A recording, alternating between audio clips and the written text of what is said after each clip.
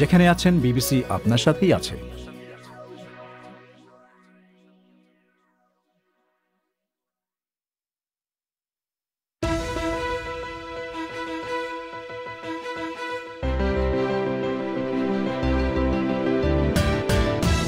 BBC বাংলায় এখনকার প্রধান খবর। করোনা ভাইরাসের বিরুদ্ধে বিশ্বব্যাপী টিকাদান কর্মসূচি জোরদার করতে এখন G7 জোটের শীর্ষ সম্মেলন চলছে। বাংলাদেশের নোয়াখালী জেলায় আওয়ামী লীগের দুই গোষ্ঠীর মধ্যে সংঘর্ষে 6 জন গুলিবিদ্ধ, বেশ কজন আহত। মুক্তিযোদ্ধাদের পূর্ণাঙ্গ তালিকা তৈরি করছে সরকার, কিন্তু স্বাধীনতার 50 বছর পরেও মুক্তিযুদ্ধ তালিকা নিয়ে কেন এত বিতর্ক? আমরা যখন মুক্তিযুদ্ধে অংশগ্রহণ করি যাই, তখন এত মুক্তিযোদ্ধা দেখি নাই। আমাদের গ্রামে একটা বাড়িতে 1জন কি 2জন মুক্তিযোদ্ধা ছিল, সেই বাড়িতে 11 জনকে মুক্তিযোদ্ধা বানানো হয়েছে। প্রান্তিক আয়োজনে এ নিয়ে থাকছে বিশেষ প্রতিবেদন। তবে শুরুতেই এখনকার মতো সর্বশেষ বিশ্ব সংবাদ।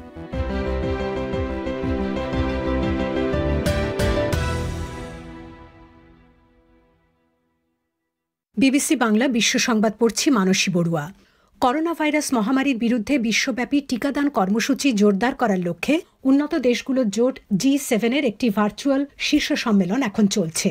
ব্রিটিশ প্রধানমন্ত্রী বরিস জনসনের আমন্ত্রণে এই সম্মেলন থেকে দরিদ্র দেশগুলোর জন্য জাতিসংঘের কোভ্যাক্স প্রকল্পে প্রেসিডেন্ট বাইডেনের পক্ষ থেকে $400 কোটি প্রতিশ্রুতি আসবে বলে আশা করা হচ্ছে। ইউরোপীয় কমিশনের সভাপতি উর্সুলা ভন ডার লিয়েনের তরফ থেকে ইইউর অর্থ দ্বিগুণ করে $120 কোটি ঘোষণা করা হবে বলে মনে করা হচ্ছে। দারিদ্র্য বিরোধী আন্দোলনকারীদের একটি জোটের গবেষণা বলছে, ধনী দেশগুলো প্রয়োজনের তুলনায় অনেক বেশি টিকা কিনে রেখেছে, কিন্তু 100টিরও বেশি দেশে টিকাদান এখনো শুরুই হতে পারেনি।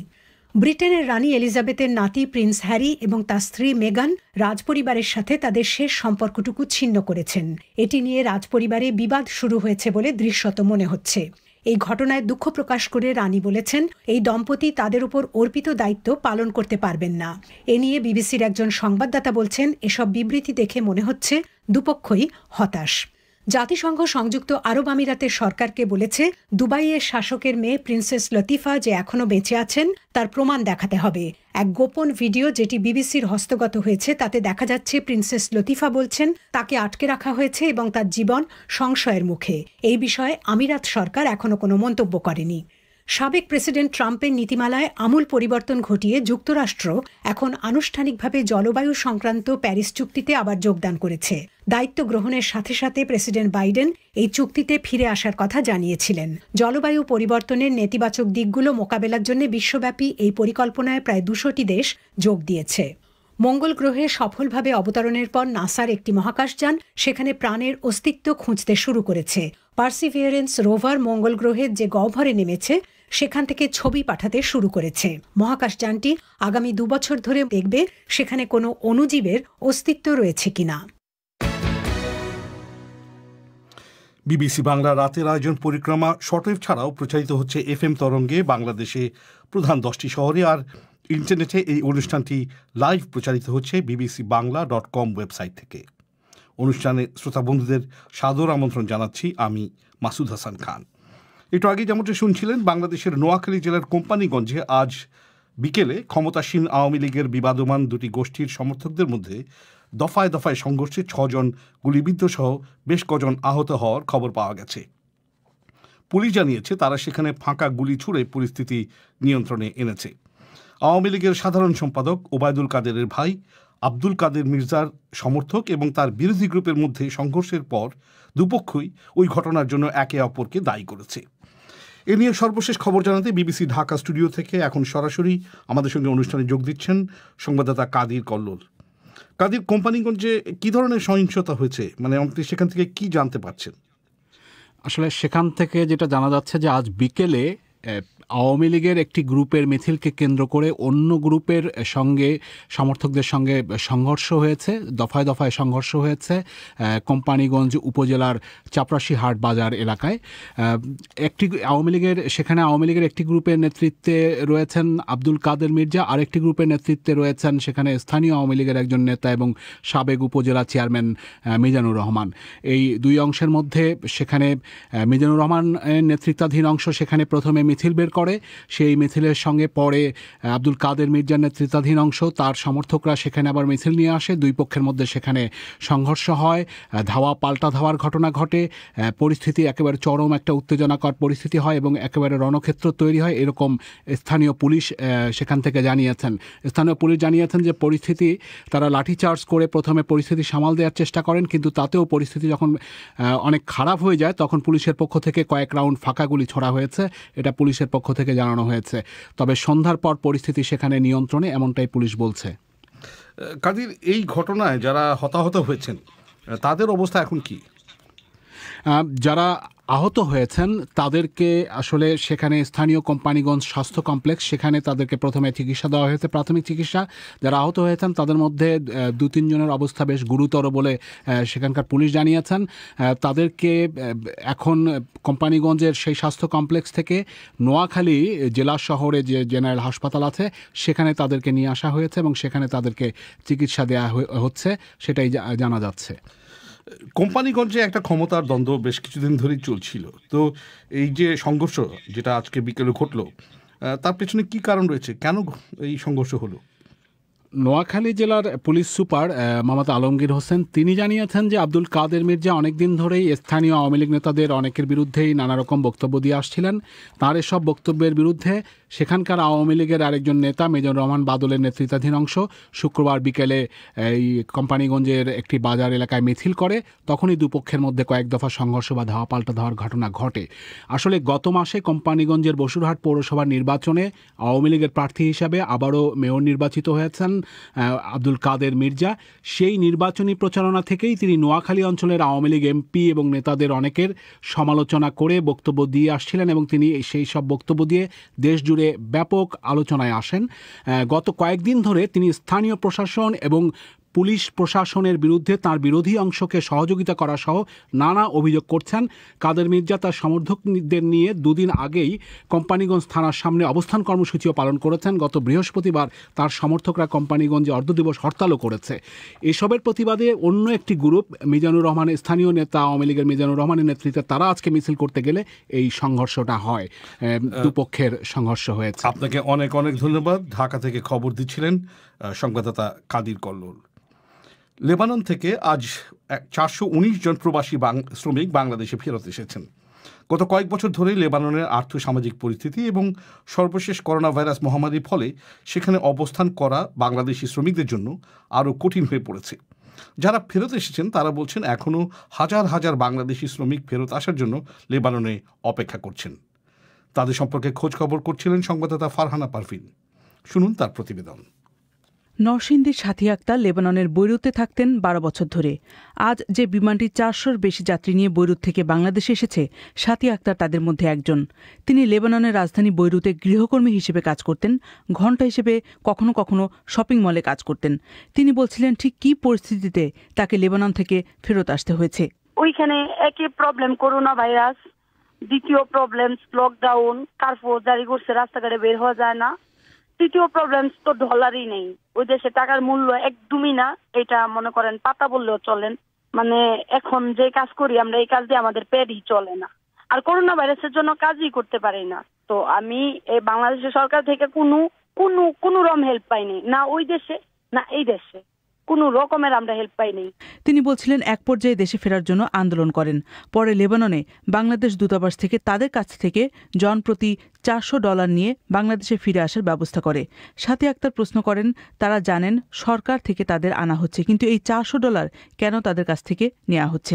আমরা শুনছি সরকার থেকে নাকি বিমান গেছে আমাদের জন্য, তাহলে প্রশ্নটা ওই জায়গায় সরকার থেকে যদি দেওয়া হয় তাহলে $400 বর্তমানে আমাদের জন্য অনেক কিছু ছিল। লেবাননে $400 মনে করেন 2 লাখ টাকার মতো দাম ছিল।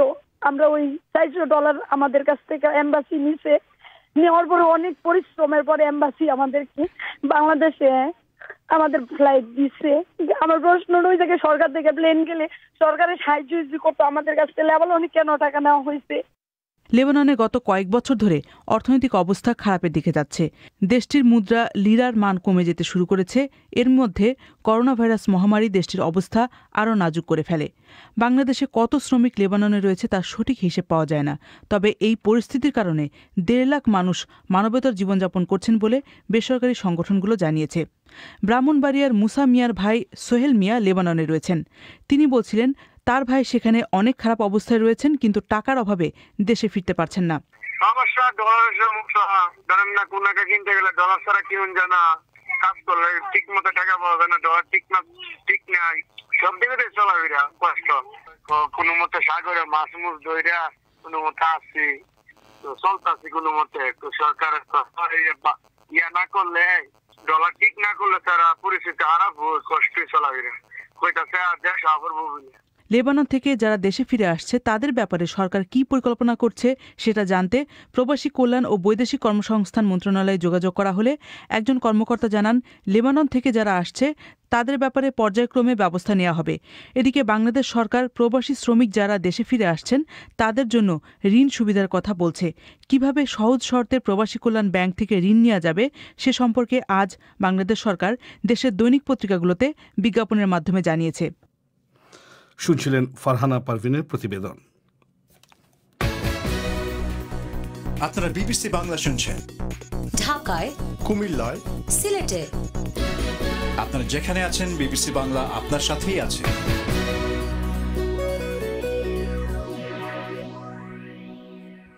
ভারতের মহারাষ্ট্র রাজ্যে করোনা সংক্রমণ হঠাৎ করেই বহুলাংশে বেড়ে যাওয়ায় বেশ কয়েকটি জেলায় লকডাউনের মতো বিধিনিষেধ আরোপ করা হয়েছে।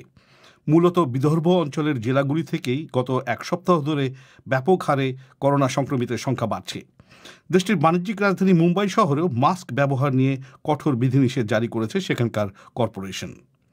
এ নিয়ে বিস্তারিত শুনুন সংবাদদাতা অমিতাভ ভট্টশালীর কাছে। প্রায় ৭৫ দিন একটানা কোভিড সংক্রমিতের সংখ্যা কমছিল মহারাষ্ট্রে, কিন্তু গত রবিবার হঠাৎই এক লাফে ৪,০০০-এর কিছু বেশি মানুষের সংক্রমণ ধরা পড়ে নতুন করে। তারপর থেকে প্রতিদিনই লাফিয়ে বাড়ছে সংক্রমিতের সংখ্যা। বুধবার ৪,৭০০ আর বৃহস্পতিবার তা ৫,০০০ ছাড়িয়ে যায়। যে বিদর্ভ অঞ্চলে সবথেকে বেশি সংখ্যায় কোভিড আক্রান্ত পাওয়া গেছে সেখানকার দুটি জেলা অমরাবতী এবং ইয়াভাতমালে লকডাউনের মতো বিধিনিষেধ আরোপ করা হয়েছে। ইয়াভাতমালে সব স্কুল কলেজ ২৮শে ফেব্রুয়ারি পর্যন্ত বন্ধ করে দেওয়া হয়েছে। অমরাবতীর জেলা শাসক শৈলেশ নাভাল জানিয়েছেন সপ্তাহান্তে লকডাউন থাকবে পুরো জেলায়। आता हे लॉकडाऊन फक्त 1 दिवस पुरतं, शनिवारी 8 पासून रविवारी पूर्ण दिवस। মিস্টার নাভাল বলছিলেন ক্রমবর্ধমান কোভিড সংক্রমিতের সংখ্যার কারণে শনিবার রাত থেকে সোমবার সকাল পর্যন্ত গোটা জেলায় লকডাউন থাকবে। সবাইকে লকডাউন কঠোরভাবে মেনে চলতে বলা হচ্ছে, জানাচ্ছিলেন অমরাবতীর জেলা শাসক। ওই জেলায় একটি করোনা পরীক্ষা কেন্দ্রে প্রায় ৭০০ জনের মধ্যে ৩৫০ জনেরই কোভিড ধরা পড়েছে বলে জানা যাচ্ছে। কর্মকর্তারা বলছেন নাগপুর থেকে ঔরঙ্গাবাদ পর্যন্ত বিস্তৃত এলাকাতেই সংক্রমণ বেশি ছড়াচ্ছে। মুম্বাই আর নাগপুর শহরের কর্পোরেশন দুটি কড়া ব্যবস্থা নিয়েছে মানুষকে বিধিনিষেধ মেনে চলতে বাধ্য করার জন্য। যে আবাসিক ভবনে ৫ জন করোনা রোগী পাওয়া যাবে সেই বাড়িটি সিল করে দেওয়া হবে। যারা হোম কোয়ারেন্টিনে থাকবেন তাদের হাতে স্ট্যাম্প মেরে দেওয়া হবে যাতে সহজেই চিহ্নিত করা যায়। মাস্ক না পরলেই ফাইন করার জন্য কয়েকশো শিক্ষককে বিশেষ দায়িত্ব দেওয়া হয়েছে। বিশেষ করে মুম্বাইয়ের লোকাল ট্রেনে নজরদারি চালাবেন এরা। মুম্বাইয়ের মেয়র কিশোরী পেডনেকার বলছিলেন, उनको बताने वाले कि मास्क लगाओ, सोशल डिस्टेंसिंग यूज करो, नहीं तो मुंबईकर के लोग। মিস পেডনেকারের কথায় সবাইকে মাস্ক পরতে হবে, শারীরিক দূরত্ব বজায় রাখতে হবে, না হলে মুম্বাই এবং মহারাষ্ট্রের বাসিন্দারাই ঠিক করুন যে আবারও কড়া লকডাউনের মধ্যে পড়বেন কিনা, বলছিলেন কিশোরী পেডনেকার। মহারাষ্ট্রেই ভারতের মধ্যে সবথেকে বেশি সংখ্যায় কোভিড সংক্রমণ ছড়িয়েছে। এখনও পর্যন্ত ১৯,৮৭,০০০ মানুষ সংক্রমিত হয়েছেন এবং সংক্রমণ এখনও রয়েছে ৪২,০০০ মানুষের। মৃত্যু হয়েছে ৫১,৬৬৯ জনের। কিন্তু ডিসেম্বর থেকে টানা সংক্রমণ কমার পরে হঠাৎ করে কেন বেড়ে গেল তা জানতে চেয়েছিলাম পাবলিক হেলথ ফাউন্ডেশন অফ ইন্ডিয়ার ভাইরাস বিশেষজ্ঞ ডক্টর গিরিধর বাবুর কাছে। This is a function of both migration of the virus from one area to another and in search of। Doctor বাবুর কথায় ভাইরাসটা এক জায়গা থেকে অন্য এলাকায় পৌঁছিয়ে সেখানে মানবদেহে সংক্রমণ ঘটাচ্ছে। এখনও পর্যন্ত কয়েকটা অঞ্চলেই সীমাবদ্ধ রয়েছে সংক্রমণটা, কিন্তু তা সত্ত্বেও সংক্রমিতের সংখ্যা দ্রুত বাড়ছে, কারণ যে স্ট্রেনটা পাওয়া যাচ্ছে সেখানে সেটা যুক্তরাজ্যের স্ট্রেনটার মতোই খুব দ্রুত ছড়িয়ে পড়ে। একটাই আশার কথা, এই স্ট্রেনটা খুব দ্রুত ছড়ালেও মানুষের দেহে খুব বড় ধরনের ক্ষতি করতে পারে না, বলছিলেন ডক্টর গিরিধর বাবু। ভারত সরকার বলছে সারা দেশেই কোভিড সংক্রমণ নিয়ন্ত্রণে এসে গেলেও দুটি রাজ্য মহারাষ্ট্র আর কেরালা নিয়ে তারা সত্যিই চিন্তিত। শুনছিলেন অমিতাভ ভট্টশালীর প্রতিবেদন কলকাতা থেকে। বাংলাদেশে করোনা ভাইরাস টিকা নিবন্ধনে পুরুষের তুলনায় নারীর সংখ্যা অনেক কম বলে জানা যাচ্ছে। স্বাস্থ্য অধিদপ্তরের হিসেব অনুযায়ী এ পর্যন্ত প্রায় 29.5 লাখ নিবন্ধনকারীর মধ্যে নারীর সংখ্যা 11 লাখের কিছু বেশি। কর্মকর্তারা জানাচ্ছেন যে নিবন্ধন করছেন যেসব নারী, তাদেরও একটা বড় অংশ টিকা নিতে এগিয়ে আসছেন না। টিকা নেওয়ার ক্ষেত্রে নারীরা কেন পিছিয়ে পড়ছেন জানার চেষ্টা করেছেন সংবাদদাতা কাদির কল্লোল। স্বাস্থ্য অধিদপ্তরের হিসাবে দেখা যাচ্ছে টিকার নিবন্ধনে পুরুষদের সংখ্যা 60% বেশি, কিন্তু সেখানে নারীর সংখ্যা 40%-এরও কম। ঢাকার মিরপুর এলাকা থেকে একজন গৃহিণী তাসমিন আহমেদ পপির বয়স প্রায় 50 বছর, কিন্তু তিনি টিকা নিতে রাজি নন। তিনি বলেছেন টিকার উপরই তিনি আস্থা আনতে পারছেন না। আমি যথেষ্ট পরিমাণে সচেতনতার সাথে বের হয়ে মাস্ক, স্যানিটাইজ এগুলো করি, বাট আমার টিকার উপরেই ভরসা নাই। তবে যেসব নারী নিবন্ধন করেছেন তাদের বেশিরভাগই ঢাকা, চট্টগ্রাম সহ বড় শহরগুলোতে বসবাস করেন। এর বাইরে অনেক জেলা শহর এবং উপজেলা শহরগুলোতে নারীদের নিবন্ধনের সংখ্যা অনেক কম। উত্তরের একটি জেলা বগুড়ার সারিয়াকান্দির স্বাস্থ্য কর্মকর্তা জানিয়েছেন সেই উপজেলায় 8,600 জনকে টিকা দেওয়ার টার্গেট দেওয়া হয়েছে। সেখানে এ পর্যন্ত নিবন্ধন করেছেন 1300 জনের কিছু বেশি। এই নিবন্ধনকারীদের 4 ভাগের 1 ভাগ নারী। সারিয়াকান্দি উপজেলার কনিবাড়ি ইউনিয়নের একজন কাউন্সিলর মালেকা বেগম তাঁর এলাকায় নারীদের আগ্রহী না হওয়ার কারণ ব্যাখ্যা করতে গিয়ে বলছিলেন, কারণ হচ্ছে যে পুরুষেরা, মেয়েরা বলে যে পুরুষেরাই নিয়ে আসুক টিকা, আমরা নিব না, আমরা ঘর থেকে বের হব না, আমরা কোথাও যাব না, আমরা টিকাও নিব না। ঝামেলা, রেজিস্ট্রেশন করা ঝামেলা, আর ওই যে কম্পিউটারে অনেক করে, এই জন্য করে মেয়েরা নিবে না। অনেক বুঝাইলেও শুনে না যে এই রোগ থেকে মুক্ত হবা তোমরা টিকে নেও, কয় না আমরা মরে যাই এবি যাবো। বেসরকারি উন্নয়ন সংস্থা ব্রাকের সংক্রামক রোগ কর্মসূচির ডাক্তার মাহফুজা রিফাত বলেছেন, নারীদের টিকা দেওয়ার আগ্রহ কম হওয়ার কারণগুলো চিহ্নিত করে সে ব্যাপারে ব্যবস্থা নেওয়া প্রয়োজন। মাত্র তো শুরু হয়েছে টিকাদান প্রক্রিয়াটা, এইটা একটা ব্যাপার।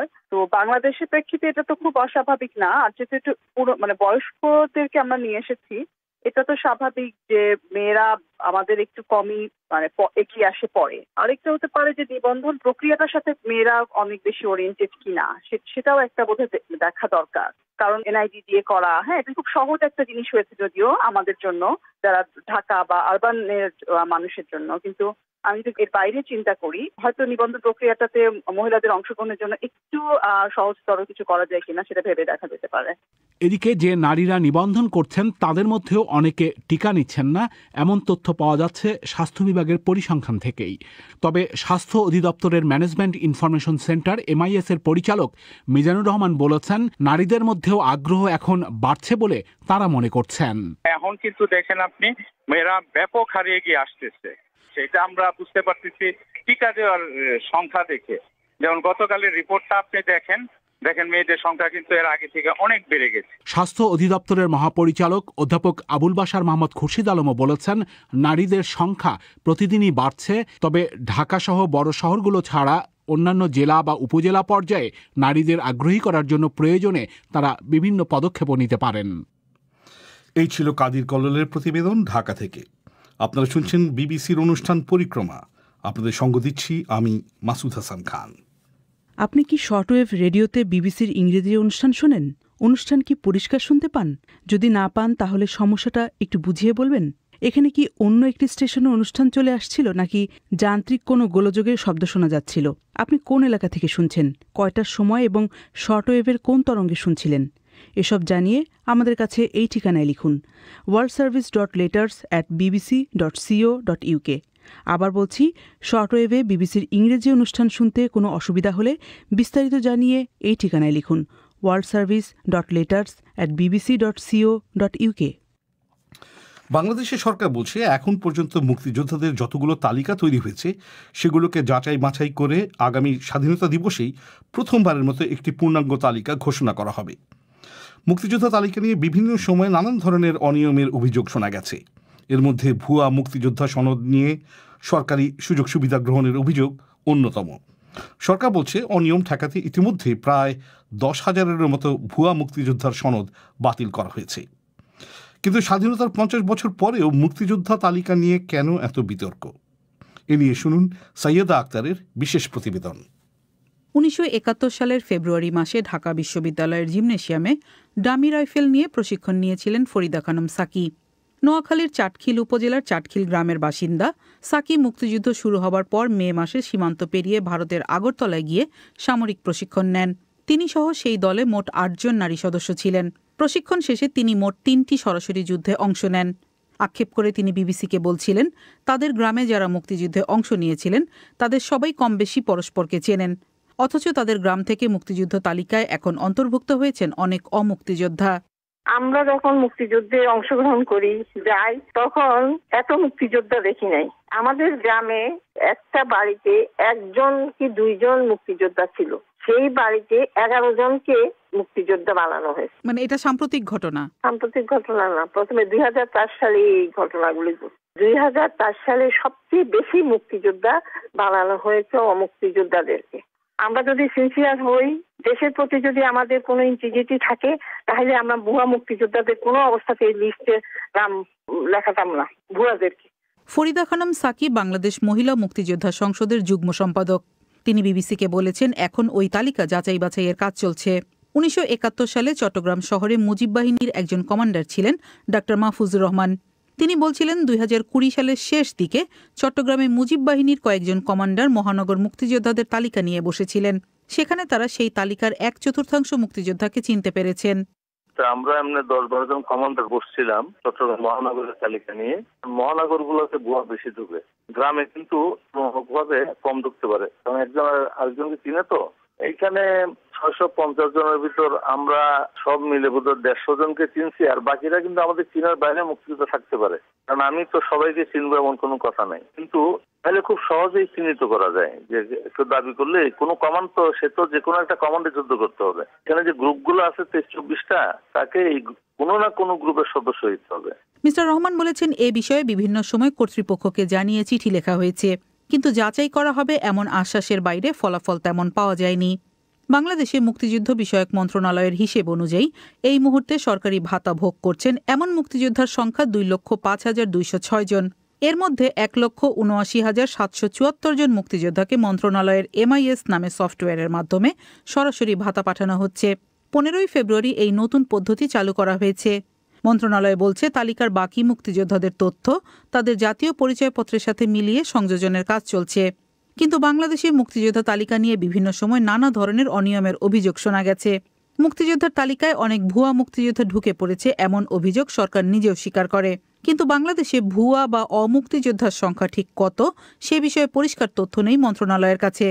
গবেষকেরা মনে করেন, মুক্তিযোদ্ধা তালিকায় অনিয়ম এবং ভুয়া মুক্তিযোদ্ধা সনদ নিয়ে সরকারি সুযোগ সুবিধা গ্রহণের যে অভিযোগ রয়েছে, তার পেছনে রাজনৈতিক এবং অর্থনৈতিক কারণ রয়েছে। গবেষক আফসান চৌধুরী মনে করেন, মুক্তিযোদ্ধার তালিকা নিয়ে বিতর্ক হওয়ার পেছনে রাজনীতির সাথে সাথে কিছু কাঠামোগত সমস্যাও রয়েছে। কারণ হচ্ছে যে আমাদের যুদ্ধের চরিত্রটা কিছুটা ছিল ইনফর্মাল। সেই ইনফর্মাল যুদ্ধের যে সমস্যা, সেটা হয় যে রেকর্ডটা বড় বিষয় থাকে না। এখন মুক্তিযুদ্ধে কত লোক গিয়ে অংশগ্রহণ করেছে সেটা কেউ হিসেব করে বলতে পারবে না। এমনকি ক্যাম্পে গিয়ে কতজন ছিল সেটা কিছুটা বলতে পারবে, কিন্তু সবটা বলতে পারবে না। কিন্তু যেই সমস্যাটা আমাদের তৈরি হয়েছে, যে স্বাধীনতার পরে আমার মনে আছে যে মুক্তিযোদ্ধা সনদ, সার্টিফিকেট এগুলো নিয়ে কোনো চিন্তা ভাবনা মানুষের ছিল না। ওই সময় সার্টিফিকেট থাকতো লোকের, ওই সময় ভাতা টাতাও ছিল না। কিন্তু জিয়াউর রহমান আসার পরে গোটা জিনিসটাকে আবার পুনর্বিন্যাস করা শুরু হলো। কেন হলো? তার জিয়াউর রহমান তার ওই মুক্তিযোদ্ধা কমান্ড কাউন্সিল বলে একটা জিনিস প্রতিষ্ঠা করলো, তার নিজেদের লোকরা এলেন, তারা সিদ্ধান্ত নেবে, এই রাজনীতিকরণটা শুরু। মুক্তিযুদ্ধ নিয়ে রাজনীতিকরণের শুরু 77 সালের পরে শুরু হলেও মুক্তিযুদ্ধ বিষয়ক মন্ত্রণালয় জানিয়েছে, মুক্তিযোদ্ধাদের তালিকা প্রণয়নের উদ্যোগ প্রথম নেওয়া হয় 1984 সালে। বাংলাদেশে এ পর্যন্ত মোট 6 বার মুক্তিযোদ্ধাদের তালিকা করা হয়েছে, আর মুক্তিযোদ্ধার সংজ্ঞাও নির্ধারণ করা হয়েছে অনেকবার। 1972 সালে জারি করা আদেশে বলা হয়েছিল, মুক্তিযোদ্ধা এমন একজন ব্যক্তি যিনি মুক্তিযুদ্ধে নিয়োজিত যে কোনো সংগঠিত দলের সদস্য হিসেবে সক্রিয় ভূমিকা রেখেছেন। সেই হিসেবে জেনারেল আতাউল গনি ওসমানীর স্বাক্ষরযুক্ত সনদ যাদের কাছে ছিল, তারা মুক্তিযোদ্ধা হিসেবে স্বীকৃতি পেয়েছেন। পরে মুক্তিযুদ্ধে সক্রিয়ভাবে অংশ নিয়েছেন এমন মানুষের সঙ্গে যুক্ত হয়েছেন মুজিবনগর সরকারের কর্মকর্তা কর্মচারী, মুক্তিযোদ্ধাদের উৎসাহ দিতে শিল্পী, সাহিত্যিক, খেলোয়াড়, চিকিৎসক, লেখক, সাংবাদিক এবং দেশে বা বিদেশে বিভিন্নভাবে অবদান রাখা ব্যক্তিরাও। তালিকায় মুক্তিযোদ্ধাদের ন্যূনতম বয়সের সীমাও কয়েকবার নির্ধারণ করা হয়েছে। সর্বশেষ এখন সরকারের নির্ধারিত বয়স হচ্ছে 1971 সালে একজন মুক্তিযোদ্ধার ন্যূনতম বয়স 11.5 বছর থাকতে হবে। বয়স নিয়েও বিভিন্ন সময় অনিয়মের অভিযোগ শোনা গেছে, কিন্তু মুক্তিযোদ্ধার তালিকা নিয়ে অনিয়মের অভিযোগ কেন ওঠে?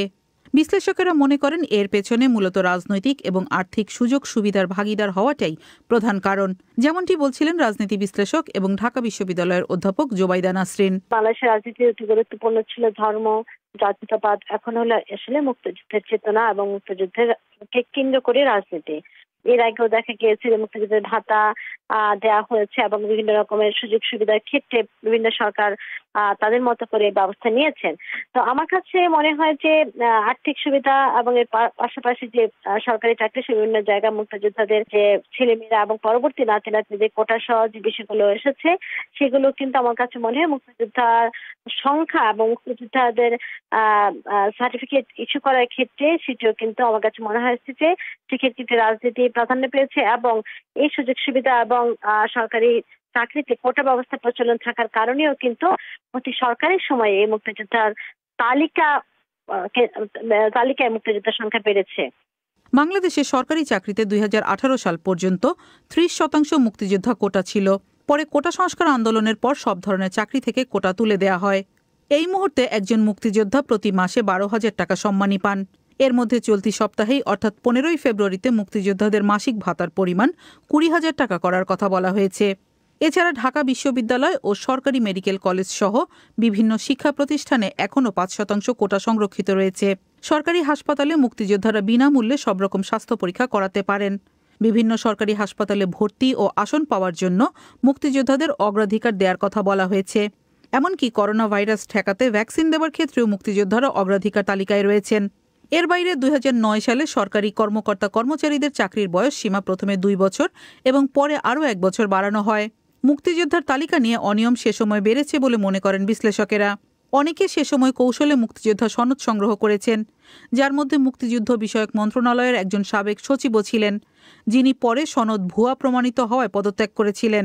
মুক্তিযোদ্ধার তালিকায় এ ধরনের অনিয়মের জন্য স্থানীয় পর্যায়ে যাচাই বাছাইয়ের কাজে ঢিলেঢালা ভাব এবং দুর্নীতিকে দায়ী করেন মুক্তিযোদ্ধারা। এখন মুক্তিযোদ্ধার তালিকা নিয়ে অনিয়মের এসব অভিযোগ স্বীকার করেছেন মুক্তিযুদ্ধ বিষয়ক মন্ত্রী আকম মোজাম্মেল হক। তিনি বিবিসিকে বলেছেন, এসব অনিয়মের ব্যাপারে যাচাই বাছাই করে ব্যবস্থা নেওয়া হচ্ছে। এখন পর্যন্ত প্রায় 10,000-এর মতো ভুয়া মুক্তিযোদ্ধার সনদ বাতিল করা হয়েছে। সর্বশেষ জানুয়ারির 10 তারিখে মোট 52 জন মুক্তিযোদ্ধার সনদ বাতিলের সুপারিশ করা হয়েছে। অনেকে হয়তো মুক্তিযুদ্ধের সঙ্গে অনুসারে মুক্তিযোদ্ধা নন, অনেকে এরকম সপক্ষের শক্তিও হয়তো অনেকে বা অনেকে প্রচারণার আশ্রয় নিয়ে বিরোধী ছিল, এগুলো কিছু দুর্গে ছিল যেগুলো আমরা সুনির্দিষ্ট অভিযোগ পেয়েছি যাচাই বাছাইয়ের মাধ্যমে সেগুলো বাদ দেওয়া হয়েছে। 600 উপজেলায় যাচাই বাছাই হয়েছে, তারপর আবার জাতীয় মুক্তিযোদ্ধা কাউন্সিলে যাচাই বাছাই হয়েছে, তারপর সেগুলো বাদ দেওয়া হয়েছে। অর্থাৎ নিশ্চিত হয়েছি আমরা যাতে কোনো লোক কোনোভাবেই প্রকৃত মুক্তিযোদ্ধার কোনো মতে বাদ না যায়। একই সাথে আমরা চেষ্টা করেছি কিন্তু মুক্তিযোদ্ধা না করে বা প্রকৃত মুক্তিযোদ্ধা না হয়ে তালিকাভুক্ত হয়ে যেন তালিকাকে প্রশ্নবিদ্ধ না করে সে ব্যাপারে আমরা সর্বোচ্চ সতর্কতার সাথে কাজ করার চেষ্টা করেছি। কিন্তু মুক্তিযোদ্ধা সনদ বাতিল হবার পর এ পর্যন্ত কারো বিরুদ্ধেই আইনগত ব্যবস্থা নেয়ার উদাহরণ নেই বাংলাদেশে। এদিকে মুক্তিযুদ্ধ বিষয়ক মন্ত্রী মিস্টার হক বলেছেন, এখন মুক্তিযোদ্ধাদের একটি পূর্ণাঙ্গ তালিকা তৈরির কাজ চলছে। এর আগে মুক্তিযোদ্ধাদের যে ভিন্ন ভিন্ন তালিকা ছিল, অর্থাৎ সামরিক ও বেসামরিক তালিকা, ভারতে প্রশিক্ষণপ্রাপ্ত মুক্তিযোদ্ধার তালিকা এবং মুক্তিযোদ্ধা সংসদ প্রণীত মুক্তিবার্তায় অন্তর্ভুক্ত মুক্তিযোদ্ধা সকলের নাম এখানে অন্তর্ভুক্ত করা হবে। 26শে মার্চ মুক্তিযোদ্ধাদের চূড়ান্ত তালিকা প্রকাশ করবে সরকার। তার আগে এ মাসেই খসড়া তালিকা প্রকাশ করা হবে। সৈয়দা আক্তারের বিশেষ প্রতিবেদন। এবার অধিবেশন শেষ করার আগে সংবাদ শিরোনাম আরেকবার। করোনা ভাইরাসের বিরুদ্ধে বিশ্বব্যাপী টিকাদান কর্মসূচি জোরদার করতে এখন G7 জোটের শীর্ষ সম্মেলন চলছে। বাংলাদেশের নোয়াখালী জেলায় আওয়ামী লীগের 2 গোষ্ঠীর মধ্যে সংঘর্ষে 6 জন গুলিবিদ্ধ হয়েছেন, আহত হয়েছেন বেশ কজন। পরিস্থিতি নিয়ন্ত্রণে আনতে পুলিশকে ফাঁকা গুলি ছুড়তে হয়েছে। আর এরই সঙ্গে শেষ করছি আজকে পরিক্রমা। আমাদের পরবর্তী অনুষ্ঠান প্রবাহ শুনতে পাবেন আগামীকাল বাংলাদেশের সময় সন্ধ্যে 7:30 আর ভারতে সন্ধ্যে 7টায়। শুনবেন আশা করে বিবিসি লন্ডন স্টুডিও থেকে। আজকের মতো বিদায় নিচ্ছি আমি মাসুদ হাসান খান। শুভরাত্রি।